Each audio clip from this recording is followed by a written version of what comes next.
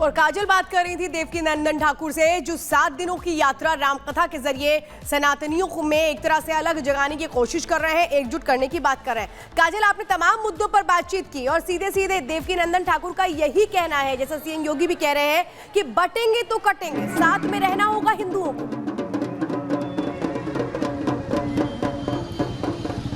जी बिल्कुल, आपको बता दें कि देवकीनंदन ठाकुर जो है आज यहाँ पर यानी कि उन्नाव में उनकी कथा की शुरुआत होने वाली है और आज से 7 दिनों तक यानी 13 तारीख तक ये कथा चलने वाली है। लेकिन उससे पहले उन्होंने बहुत बड़ा संदेश दिया है कि बटेंगे और कटेंगे का जो नारा है, जो मुख्यमंत्री योगी आदित्यनाथ लगातार कह रहे हैं, इस पे गौर करने की जरूरत है हिंदुओं को, क्योंकि अगर हम एक रहेंगे तो अनेक रहेंगे। इस तरह की बातें वो लगातार ये कह रहे हैं और लगातार वो कह रहे हैं कि हिंदुओं को कहीं ना कहीं स्लो पॉइजन दिया जा रहा है। आपने सुना होगा किस तरीके से उन्होंने चेताया हिंदुओं को और ये बताया है कि अगर हम एक नहीं रहेंगे तो आगे चलकर बहुत सारी दिक्कतें आने वाली हैं।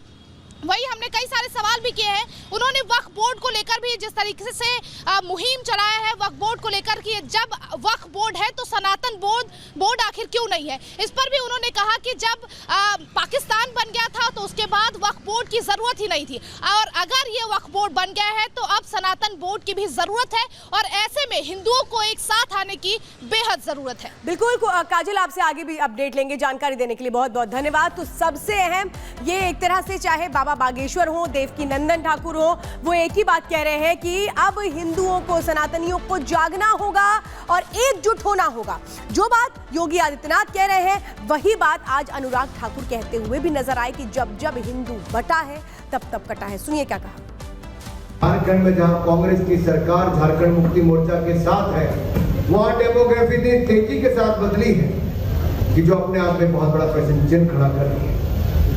और प्रधानमंत्री जी ने कहा, साथियों, एक है तो सेफ है और ये देश के लिए बहुत एक महत्वपूर्ण संदेश है। और मैं आप सबसे कहना चाहता हूं, जातियों में मत बटें, जातियों में बटेंगे तो कटेंगे, एक रहेंगे तो सेफ रहेंगे। हमें ना जाति के नाम पर बटना है, ना भाषा के नाम पे बटना है, ना क्षेत्र के नाम पे बटना है। हमें तो एकजुट रहकर अपने भारत को आगे बढ़ाना है और नंबर 1 देश बनाना है।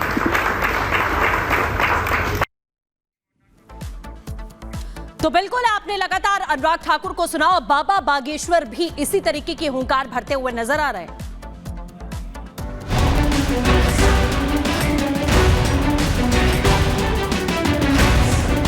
अगर तुम छेड़ोगे तो हम छोड़ेंगे नहीं तुमको। अब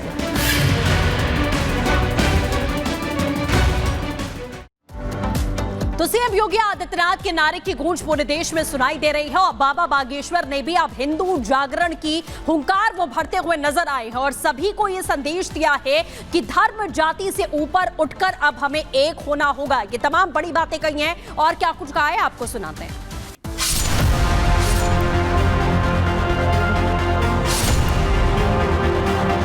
भोले भाले हिंदुओं का धर्मांतरण किया जा रहा। वर्तमान में बुरी दुर्दशा है हिंदुओं की। कुंभकर्ण के बाद कोई सोया है तो हिंदू सोया है। सनातन, हिंदुत्व, हिंदुओं की रक्षा और राष्ट्रवाद की हुंकार के साथ बाबा बागेश्वर के पीठाधीश्वर धीरेन्द्र शास्त्री हर कहीं नजर आ रहे हैं। यूपी हो या फिर महाराष्ट्र, छत्तीसगढ़ हो या फिर राजस्थान, पंडित धीरेन्द्र शास्त्री हिंदुओं में सनातन के प्रति एक अलग जगाते नजर आ रहे हैं। राजस्थान के भीलवाड़ा पहुंचे पंडित धीरेन्द्र शास्त्री ने हिंदुत्व की एक बार फिर से तान छेड़ दी। अपने हजारों अनुयायियों से जात पात के बंधन को तोड़कर एकजुट होने की अपील की। भोले भाले हिंदुओं का धर्मांतरण किया जा रहा और हम लोग चुप बैठे हैं, क्योंकि किसी के ऊपर भी हमला होता है तो हम लोग ये सोचते हैं कि ये ब्राह्मण के ऊपर हुआ, ये क्षत्रिय के ऊपर हुआ, ये वैश्य के ऊपर हुआ, ये सेवकों के ऊपर हुआ। अब इसके ऊपर उठना पड़ेगा। मुसलमानों में भी बहुत जातियां हैं, शिया है, सुन्नी है, अंसारी है, लेकिन मुसलमानों के धर्म के ऊपर जब बात उठती है तो वो सिर्फ मुसलमान बन जाते हैं।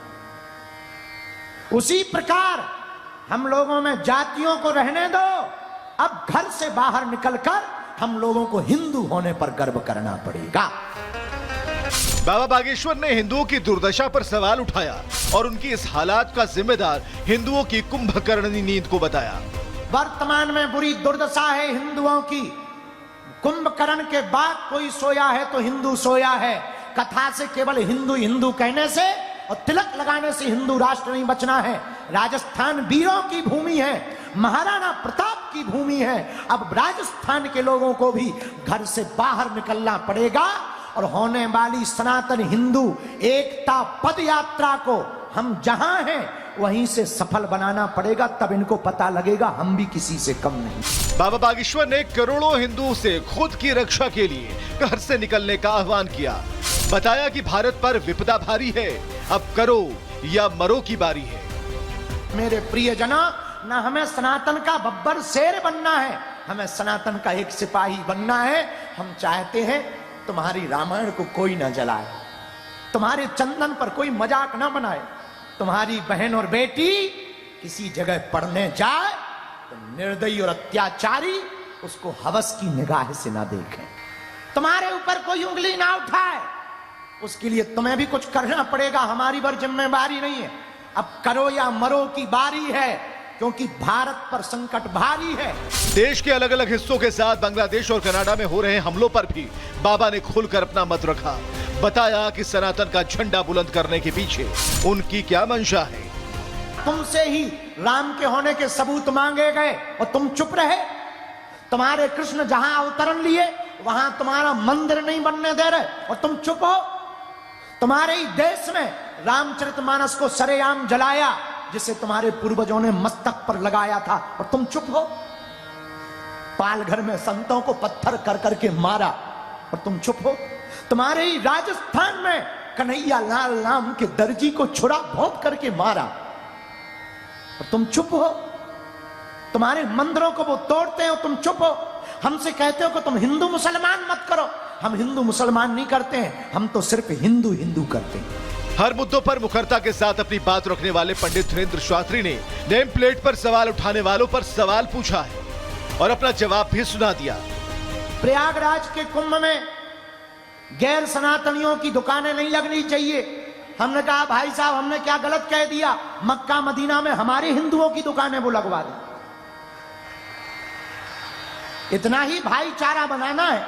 वहां हमारे हिंदू भी तो गरीब हैं, उनकी मजार के सामने लगवा देवे, तब तो तुम लोगों की जलती है। इसलिए अब सुन लो कान खोलकर, अब वो हिंदू नहीं है कि तुम छेड़ोगे और ये डर करके भाग जाएगा। मेरे पागलो, हमने हिंदुओं के लिए प्रण लिया है कि अगर तुम छेड़ोगे तो हम छोड़ेंगे नहीं तुमको। अब हिंदुओं के उत्थान और उनकी एकजुटता के लिए एक तरफ देवकीनंदन ठाकुर धर्म संसद करने जा रहे हैं, दूसरी तरफ पंडित धीरेन्द्र शास्त्री पदयात्रा निकालने वाले हैं, जो हिंदू राष्ट्र की संकल्पना और सनातन की अलख जगाती नजर आएगी। Bureau report, Republic Bharat.